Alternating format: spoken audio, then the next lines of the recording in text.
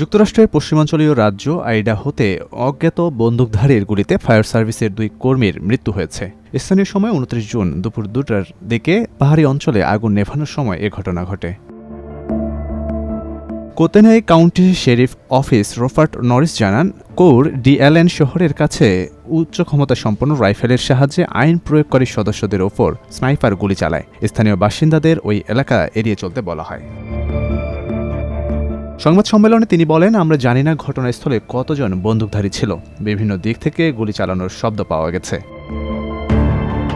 Sheriff Norris বলেন, স্থানীয় সময় ২৯ জুন দুপুর ১:২২ দিকে বনে আগুন লাগার খবর আসে। এরপর দুপুর ২টার দিকে ফায়ার ফাইটারদের উপর গুলির খবর আসে। এফবিআইয়ের ডেপুটি ডিরেক্টর ড্যান বঙ্গিনো বলেন, কৌশলগত এবং প্রতিরোধমূলক সহায়তা দেয়া হচ্ছে। গভর্নর ব্রাড লিটল বলেন, বন্দুকধারীর গুলিতে ২ জনের মৃত্যুর পাশাপাশি একাধিক ফায়ার ফাইটার কর্মী আহত হয়েছেন। এক্সপোস্টে গভর্নর লিখেন, ফায়ার ফাইটারদের ওপর জঘন্য হামলা হয়েছে। এজন্য আমি পুরো আইডাহোর বাসিন্দাদের ভুক্তভোগী পরিবারের জন্য প্রার্থনা করার আহ্বান জানাচ্ছি। আমরা এই ঘটনার বিস্তারিত তথ্য জানার চেষ্টা করছি।